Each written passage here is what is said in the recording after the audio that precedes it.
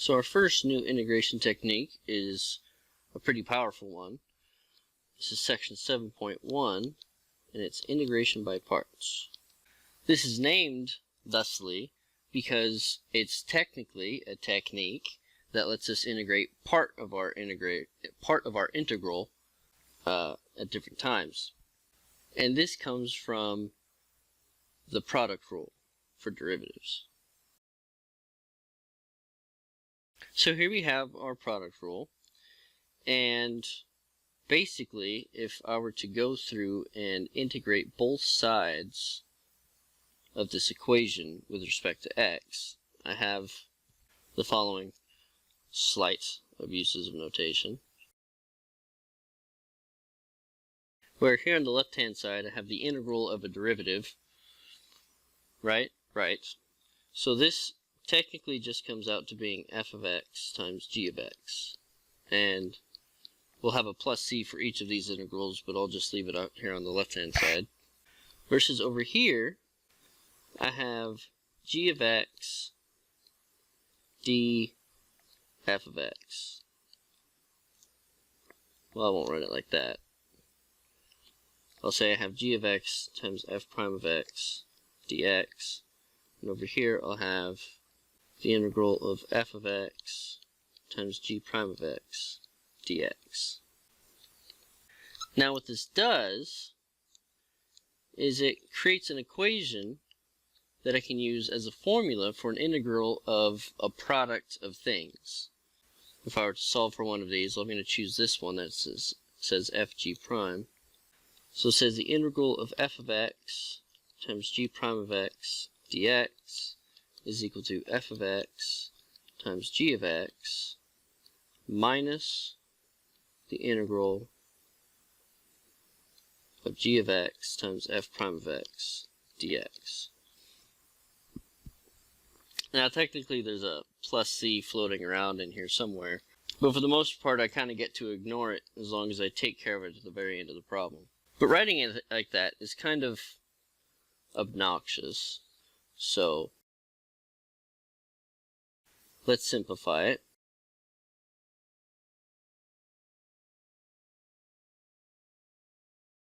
Suppose I have an integral which I could represent as u times dv. Integration by parts is often called UV substitution because I'm going to have a product of things and I'm going to substitute both of them. Then this is equal to u times v minus the integral of v du. So what kind of happened was I kind of integrated part of my problem, and it gave me a different integral that I could deal with. And the places we use this is, well, whenever we have a product of things. So we're quite familiar with the integral of e to the x. That's just e to the x plus c. And if I wanted the derivative of something times e to the x, for example, x e to the x, well, that's just going to be a product rule, and I would have to have x e to the x plus e to the x. But what integration by parts lets me take care of is the integral of x times e to the x dx. So I don't have a very immediate antiderivative for this function, but I can still find its antiderivative by making appropriate choices with integration by parts. So what I'm going to do is I'm going to choose u equal to x, and the dv will be the rest of the part, e to the x dx. Now based on the formula, the integral of u dv is equal to uv minus the integral of v du. The strategy is to take something that's easy to take the derivative of, and we're going to kind of get rid of it. So I need a du to fill out my formula, and that's just going to be dx. And I'm going to need a v, and the antiderivative of e to the x dx is just regular e to the x.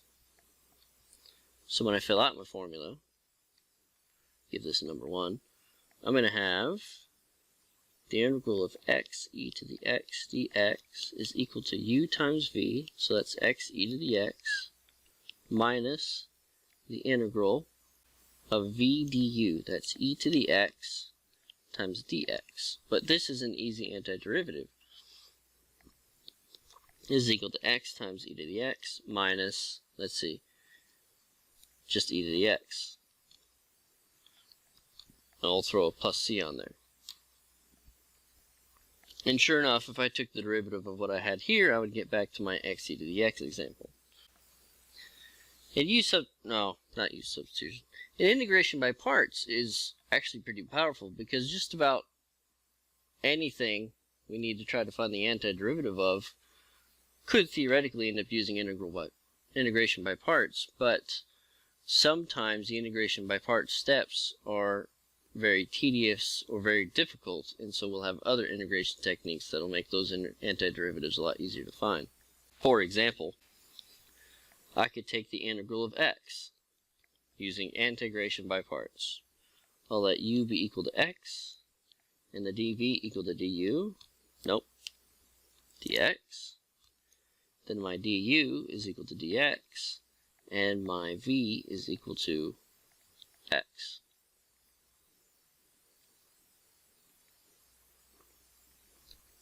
Then according to the formula, the integral of x dx is equal to u times v, so that's x squared, minus the integral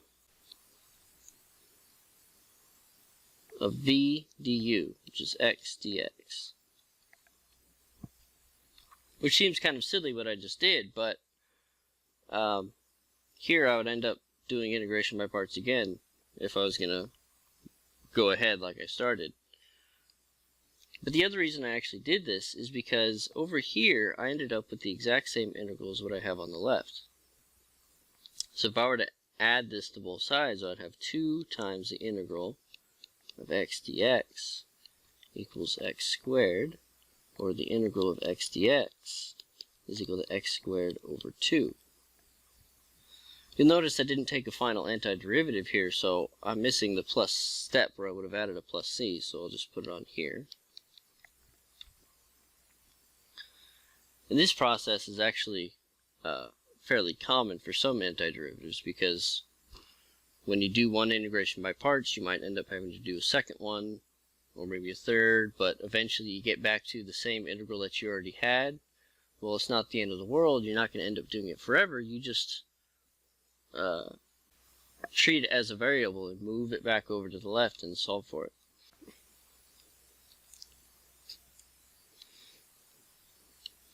So since I promised this was going to happen, this is actually a very standard example. The natural log of x dx.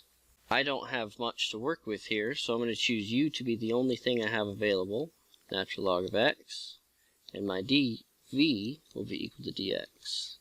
Then my du would be 1 over x dx, and my v would be equal to x.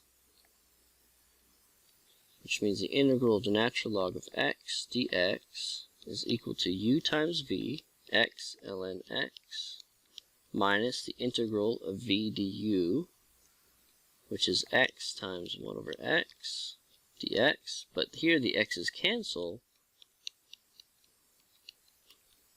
and I just have the integral of 1 times dx, which is just, of course, x. So this is x ln x minus x plus c.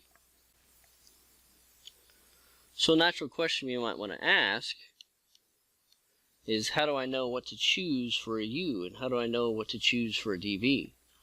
Well, the short answer for all questions like that is practice and experience.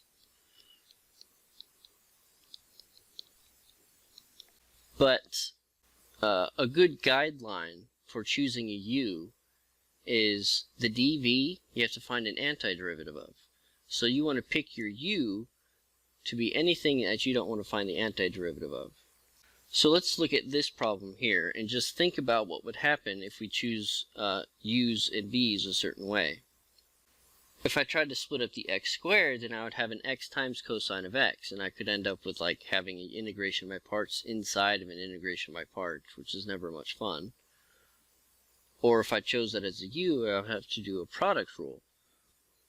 And I'm not looking forward to a product rule. Feel free to try it though.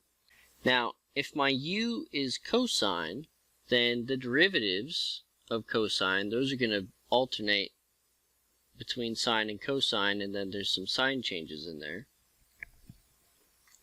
But that would force x squared dx to be my dv, which means the antiderivative there would give me an x cubed over 3, and that would still be multiplied by a trig function. So that's actually making my antiderivative worse. So I should change my choice, because if my u is equal to x squared, then when I take the derivative, the power on that goes down, giving me a theoretically simpler problem. So I'll do that. I'll choose u equal to x squared. That's going to make my du equal to 2x dx. Then if my dv is equal to cosine of x dx, the antiderivative of that is sine of x, regular sine of x. So in my formula, I'll end up with x squared sine of x out here minus the integral of v du, which is sine of x times 2x dx. Or if I rewrite it, 2x sine of x dx. But I still can't take the antiderivative of that. What I would need to do is another integration by parts. So I'll tell you what I do for this. I'm going to factor the 2 out because I don't really need it. So minus 2 integral of x sine of x dx. And I'm going to draw myself a nice big line here. And I'm going to make the same choice. Now it's very important, if you have an integration by parts problem which requires more than one step using integration by parts, that you do not change your choices. Don't change your mind in the middle of an integration by parts problem. So if something was a u, don't make it a dv. Because if you take the part that came from a u and turn it into a dv, then you will literally undo your previous integration by parts step. And you can check that. If you make u sine of x for this problem and the dvx for this problem, then you're going to undo the previous integration by parts step, and the resulting expression would simplify and give you back the original integral with nothing done, which is not very helpful. So I'm going to keep u equal to x and the dv equal to sine of x dx. That makes my v equal to negative cosine of x, yes, and my du equal to dx, which means this part will turn into uv negative x cosine of x minus the integral of v du, which is negative cosine of x dx.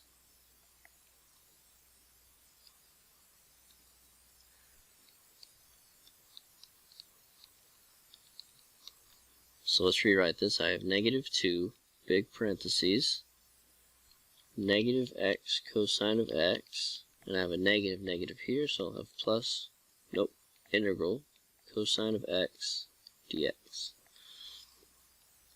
But I can handle that antiderivative, x squared sine of x, plus 2x cosine of x, minus 2 antiderivative of cosine of x dx, giving me the final answer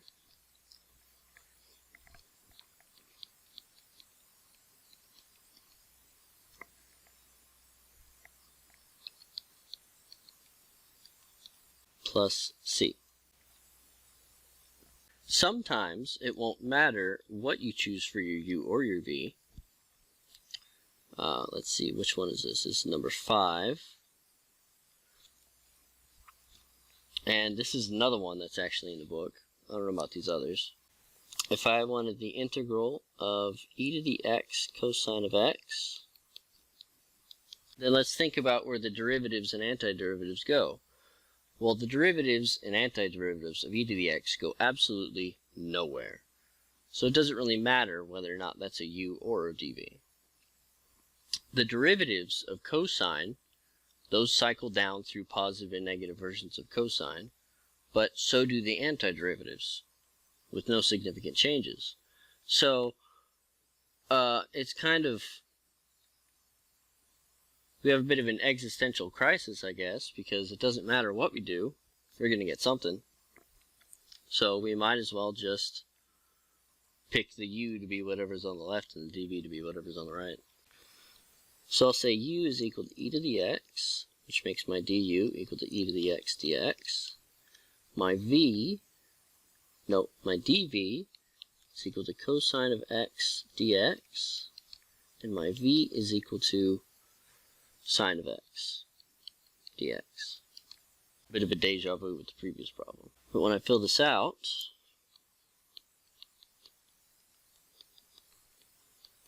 I get u times v, which is e to the x sine of x, minus the integral of v du, which is actually e to the x sine of x.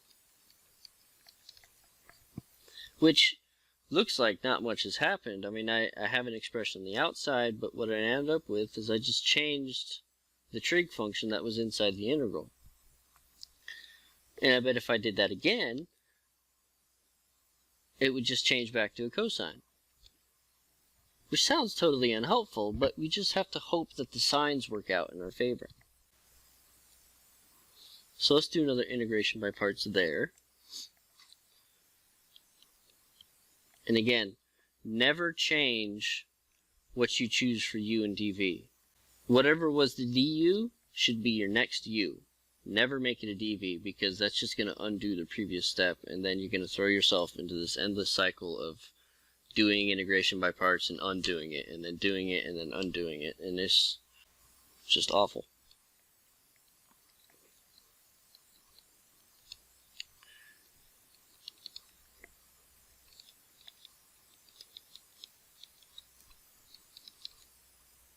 So the antiderivative of sine is actually negative cosine. So here I have the u times v, negative e to the x cosine of x, minus the integral of v du, which is negative cosine of x times e to the x dx, which is, of course, minus e to the x cosine of x plus the integral of e to the x cosine of x dx. Now this looks like, hey, this e to the x cosine of x just is going to cancel the other side and everything's going to be equal to 0. But that's not true, because you have to be careful about how you distribute your negative signs. So this means that the integral of e to the x cosine of x dx is equal to e to the x sine of x minus, parentheses, negative e to the x cosine of x plus the integral of e to the x cosine of x. So this is another example of an integral which has gone in a loop with integration by parts. So I have e to the x sine of x here, plus e to the x cosine of x, minus the integral of e to the x cosine of x. And that's the same integral as what I started with over on the left. So I'm going to add it on both sides, giving me 2 of those. And I should have a plus c somewhere. Never forget the plus c. So it looks like the final answer for the antiderivative of e to the x cosine of x is equal to 1/2 e to the x times the quantity sine of x plus cosine of x plus c. There's probably several different ways I could have written this, but I like this one. So there's actually a whole lot of different kinds of problems that can come out of these, and a lot of times we're going to be doing some other integration technique that's just going to turn into one of these. So definitely take the time to practice a lot of these. Do a bunch of the ones out of the book because, yeah, just do it. Integrals require a lot of practice. So for some guidelines for choosing your U over your dV, there are a couple of mnemonics. There's liate or lipet. So at the top is first choice for U.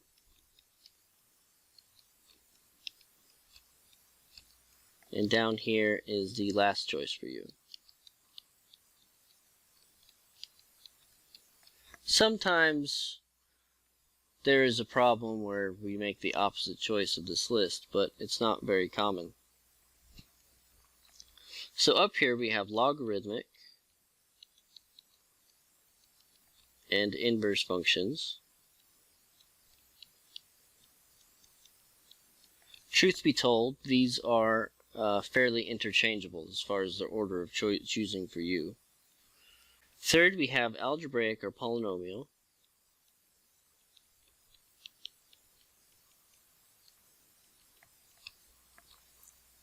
And last, we have exponential and basic trig. And again, these are obviously interchangeable.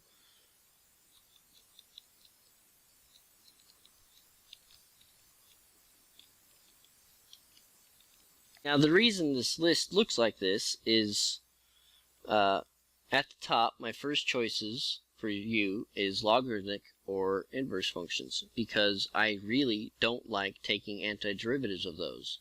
So if I can find an antiderivative where I don't have to take an antiderivative of one of those nasty functions, I'm going to take it, because it's much easier to find the antiderivatives of things which are further down on the list. Likewise, that's followed by algebraic or polynomials, because those eventually run out of derivatives. If you take the derivative of an algebraic or polynomial expression enough times, it becomes zero. So that is simplifying your problem, while the other half is doing whatever. And then the last ones to choose for U and du are the exponential or the basic trig functions, because those derivatives just kind of go in a circle. They repeat each other, which means their antiderivatives also repeat each other, which means those are both excellent choices for dv, because the functions above have derivatives which are either easier to look at or they will terminate. So I could tell you, for example, right off the bat, that if I had a fourth degree polynomial times an exponential or trig function, then I'm going to have to do integration by parts exactly 4 times. Because it's going to take 4 derivatives for that fourth degree polynomial to go down to 0 or 1. So definitely take the time to practice these. A good exercise would be to go to the integration tables in the back of the book and the reference pages, because almost all of those integrals are the result of an integration by parts. Another good exercise is odd powers of certain trig functions like secant or cosecant, because those are also going to use integration by parts. And I'll actually touch on those on the next section, where we talk specifically about integrals involving trigonometry.